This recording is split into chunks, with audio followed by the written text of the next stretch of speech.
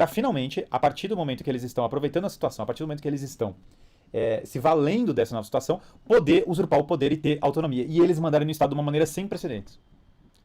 Esse é um dos episódios marcantes, não é o único, mas esse é um dos episódios fundamentais da origem do que nós chamamos de Estado moderno. Foi o fato dos líderes europeus começarem a se arrogar como as autoridades em matéria religiosa e estatizar os bens que eram da igreja.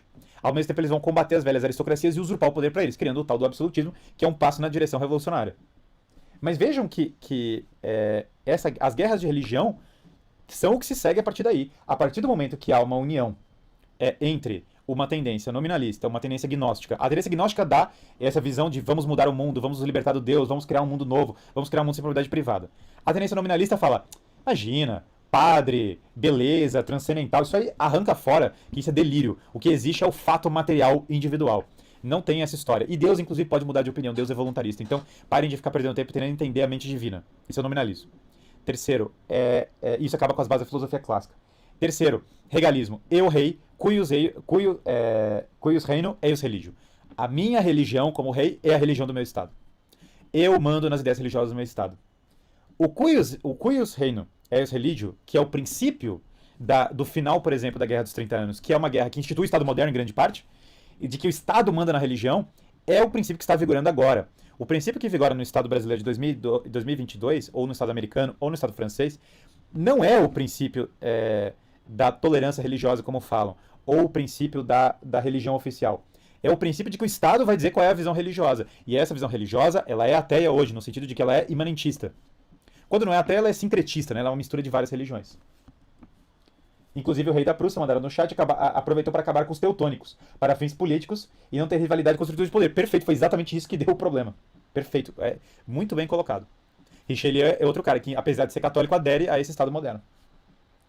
E aqui agora, na medida em que nós temos essa grande aliança contra a igreja vai ter dificuldade de enfrentar tudo isso. Por quê?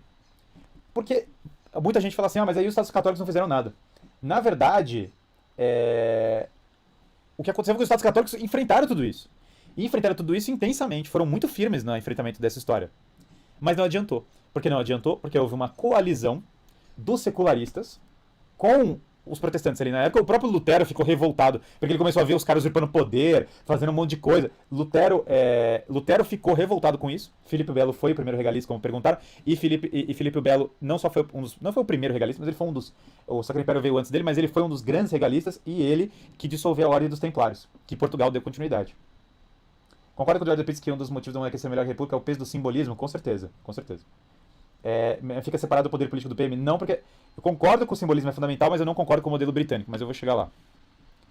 E aí, vejam, quando há essa aliança, os reinos católicos têm que enfrentar, ao mesmo tempo, os protestantes, os modernosos gerais, por exemplo, Richelieu entra na Guerra dos 30 Anos do lado protestante, e os muçulmanos. Por isso que tem a batalha, num período semelhante às guerras de religião, tem a batalha de Lepanto, tem a batalha, o cerco de Viena. Então os católicos ficam numa situação muito complicada, porque militarmente eles têm que lutar contra o mundo inteiro. É quixotesco, para fazer referência ao personagem que ao personagem do Don Quixote, que é em parte inspirado tanto em Carlos V quanto em Santo Inácio de Loyola. Que ainda, o mundo barroco, o mundo católico, contra todas as chances, ainda converte boa parte do mundo e cria uma cultura e uma economia incríveis. A raça Studior, toda coisa que vem junto com o mundo barroco. Uma arte incrível, colonização das Américas, expansão internacional, alta cultura, cria economia moderna. O mundo hispânico arrepia nesse período. Ele é espetacular.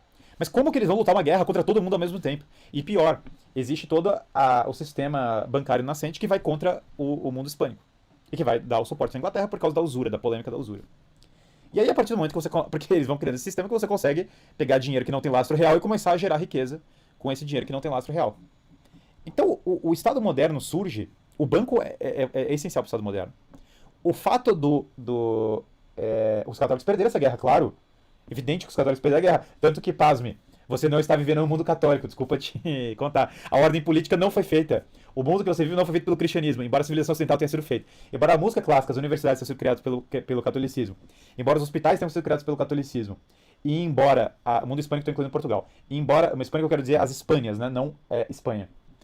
embora o mundo, a igreja tenha criado boa parte do que você chama de civilização ocidental, há 200 anos, a ordem política sobre a qual você vive é a ordem política iluminista, que derrotou o mundo católico. Pasmem, quem são os inimigos da ordem política iluminista? A monarquia, o feudalismo e o catolicismo, que eles chamam do ancião regime.